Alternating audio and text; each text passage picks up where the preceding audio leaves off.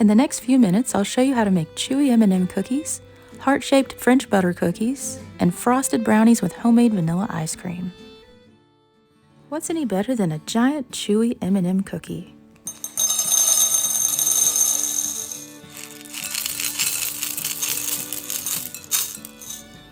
If you're a fan of M&Ms, you'll love this recipe. With just a few ingredients and a few minutes, you can have these in the oven in no time. For this recipe, you'll use a 10-ounce bag of M&Ms. I'm using a Valentine mix, but you can use any M&Ms you like. To a mixing bowl, add 2 sticks of softened, unsalted butter, 1/2 cup of granulated sugar, 1 1/4 cups packed brown sugar,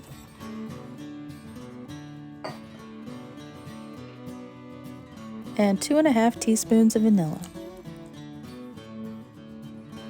Cream together until light and fluffy. You can mix this by hand, but today I'm using my cordless KitchenAid hand mixer. If you'd like to know more, watch my video for my cordless KitchenAid hand mixer review.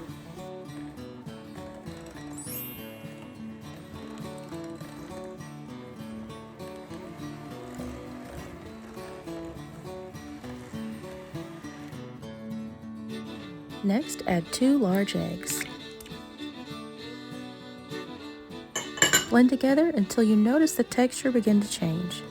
You'll be able to see here in just a minute how that looks.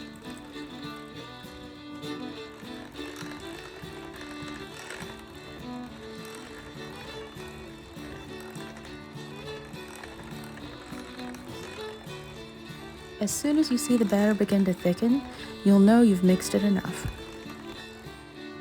Add 3 1/4 cups all-purpose flour, and when I measured that on a scale, it's about 392 grams. Add 1/4 cup cornstarch, around 30 grams, 1 teaspoon salt, and 1 teaspoon baking soda.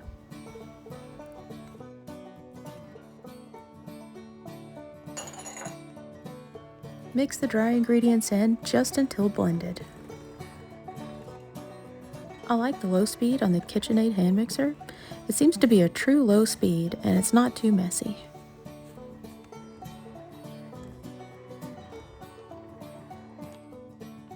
Switch over to a spoon or spatula and we'll make sure the last little bit of flour is mixed in. And now for the final step of mixing, we'll gently stir in our M&Ms. Save a few extra M&Ms to press into the tops of the cookies before baking. This is a really good recipe to use for party favors, for Valentine parties, birthdays, Christmas cookies, Halloween cookies. You can use any M&Ms you want. I've also made these using peanut M&Ms and they're really good. This batch makes 12 large 4-ounce cookies. Press a few extra M&Ms into the tops and you're ready to bake. These cookies spread quite a bit while they bake, so you might want to try starting out with 4 cookies per sheet. You may be able to bake 6 at one time. It all just depends on the size of your cookie sheet. Bake in a preheated 380-degree oven for around 15 minutes. Your cookies will be lightly browned around the edge and still look just a little bit gooey in the middle. Allow to cool and enjoy. I really love the way these cookies stay nice and chewy in the middle. Be sure to let me know if you try this recipe.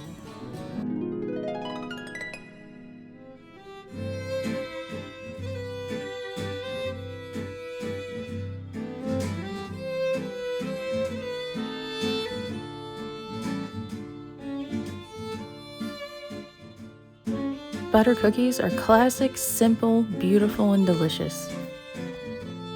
A true buttery comfort. In a mixing bowl, add 2 sticks of unsalted, softened butter, 1 cup granulated sugar, 1 teaspoon vanilla, and 4 egg yolks.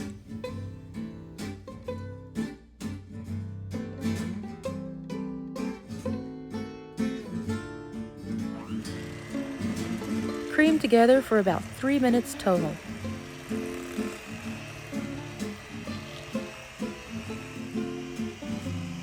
You'll notice the color begin to change to a light, fluffy pale yellow.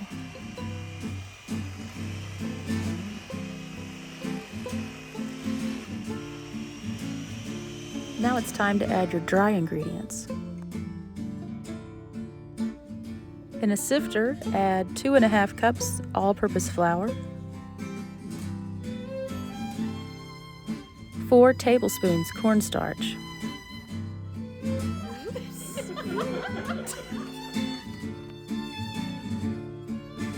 1 teaspoon baking powder, and 3/4 teaspoon salt. Sift your dry ingredients into the butter mixture and make sure not to skip this step. Sifting is the key to light and fluffy baked goods. Stir together using a large blending fork and try not to overmix the dough. Overmixing can cause your cookies to be tough.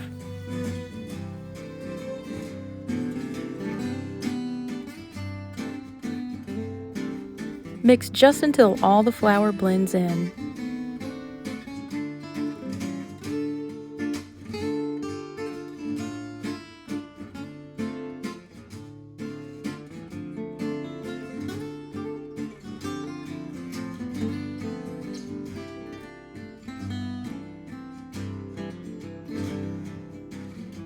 Transfer the dough to a piece of plastic wrap, press into a disc about 1 inch thick, and chill in the refrigerator for a couple of hours.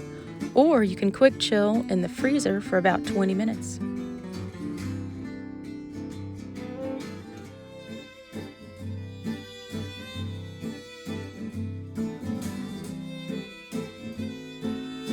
While the dough chills, make an egg wash using 1 whole egg and 2 teaspoons cream or milk.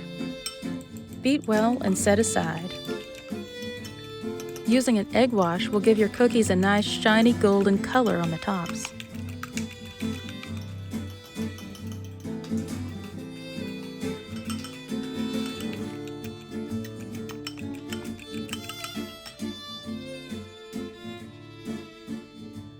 Lightly flour your workspace. I like to use parchment paper or a silicone mat.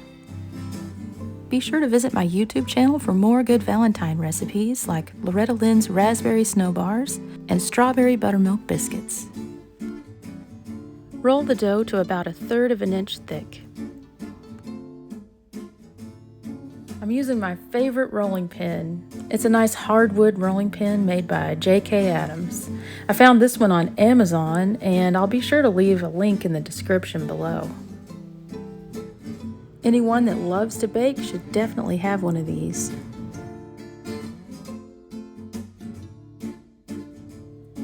Traditionally, French butter cookies are round with scalloped edges, but I really love the heart shapes.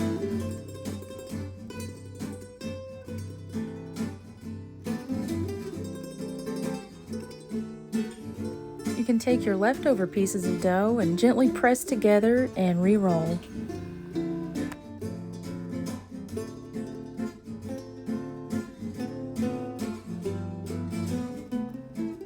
Apply the egg wash using clean hands or a pastry brush.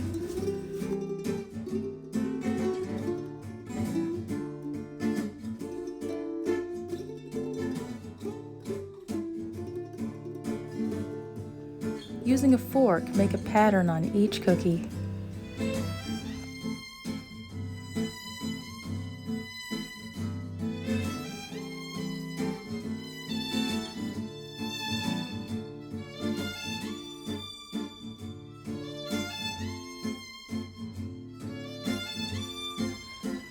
You can reshape and smooth the edges as needed.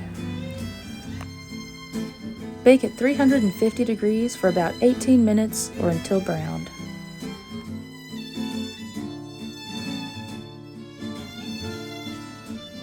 Allow the cookies to cool for at least 10 minutes on the baking sheet before transferring to a wire rack.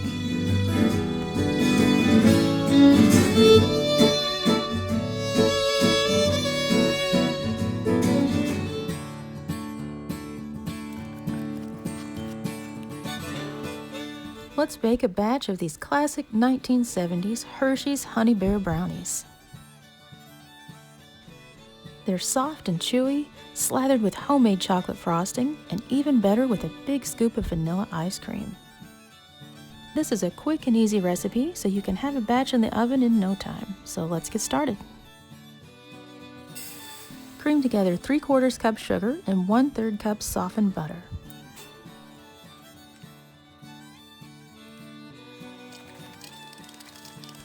Start the mixer on low speed, then gradually increase to a higher speed until light and fluffy.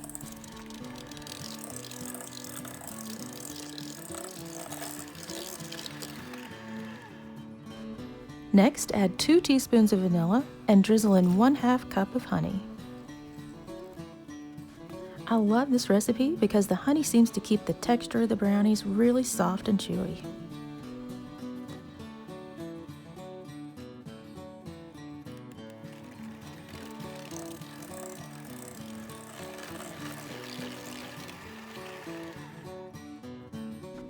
Add 2 large eggs and mix together well.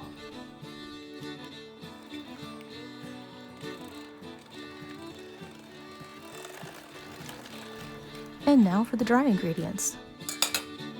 Sift in 1/2 cup of all-purpose flour. Add 1/3 cup of cocoa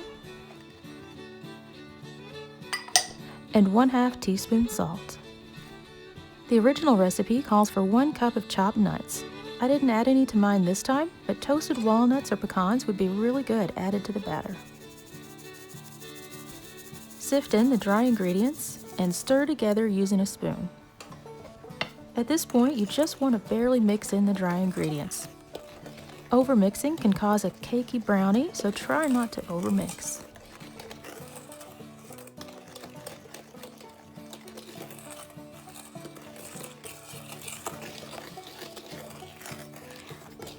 This makes enough batter for a 9x9 square pan, or you can use a 7x11 brownie pan. I'll have links for both pans in the description below. For brownies, I like to line the pan with parchment paper and then lightly coat it with butter. If you don't have parchment, you could just butter your pan and lightly dust with cocoa, or use non-stick spray. Spread the batter as evenly as you can and bake in a preheated 350-degree oven for 25 to 30 minutes. Mine baked right at 28 minutes. As the brownies cool, I'll show you how to make my favorite chocolate frosting. To a mixing bowl, add 6 tablespoons of softened butter. If you're using unsalted butter, add about 1/8 teaspoon of salt. 1 teaspoon vanilla, and 3 tablespoons of half and half. And you can use whole milk as a replacement if you need to. Next, sift in 1/4 cup of cocoa, and I like to always sift cocoa when I use it in baking, especially in frosting.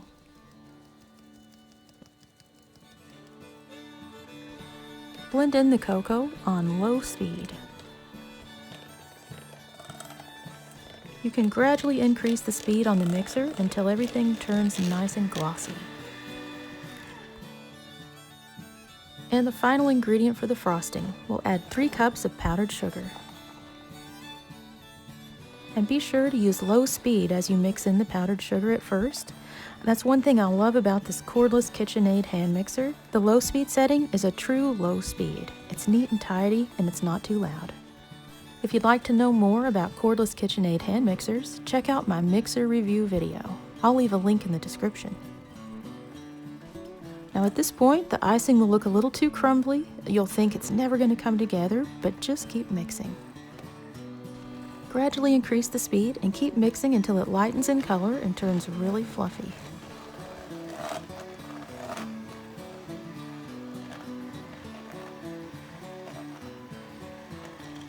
This makes enough icing for a 9x9 or 7x11 brownie pan.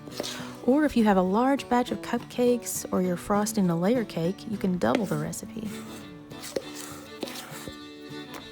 Spread the icing out evenly, and you can make swirl designs in the top with your spatula or leave it plain and smooth. Either way, I think you're going to love this recipe. For years, I'd heard my mama talk about these honey brownies she used to make back in 1976. And she told me how good they smelled when they were in the oven. Everybody that dropped by had to know what was baking. And yeah, I've always wanted to make these, but I never had the recipe until we ran across an old Hershey's cocoa tin. And there it was on the side, a recipe for HONEYBEAR brownies.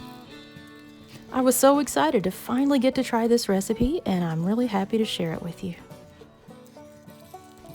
This is the ultimate brownie to serve with a big scoop of vanilla ice cream. Keep watching, and I'll show you how to make my version of no-churn vanilla ice cream. It's not quite as sweet as the usual recipe. I like to add a little extra cream, and it works great for serving with birthday cakes or brownies or any kind of a dessert. This ice cream recipe makes perfect scoops, so I hope you'll give it a try. If you're making your own ice cream, you'll want to make it a day ahead so it'll have plenty of time to freeze overnight. This is another easy recipe, so we'll get started with one 14-ounce can of sweetened condensed milk. Stir in 2 teaspoons of vanilla until it's all blended together. In another bowl, add 2½ cups of heavy whipping cream. I've even added almost 3 cups of cream, and it turns out great. Beat on high speed until thick and fluffy. Now you want to be careful not to overbeat the cream. We don't want to turn it into butter, and you'll have a better texture if you just make it look about like this. Gradually fold the whipped cream into the condensed milk mixture until everything is mixed in.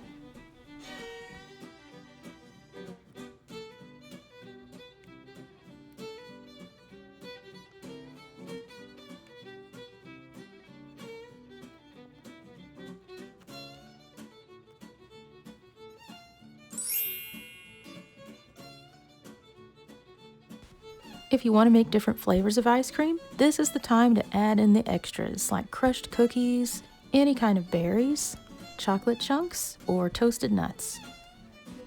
You can get creative and add anything you like.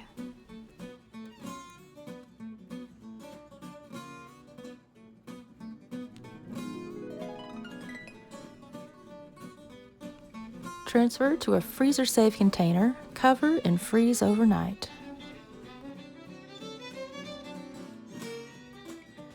You can find all these recipes and more on my website, doublestopbakeshop.com. If you try these brownies, or if you remember making them back in the 70s, let me know in the comments below. Thanks for watching, and I'll see you next time.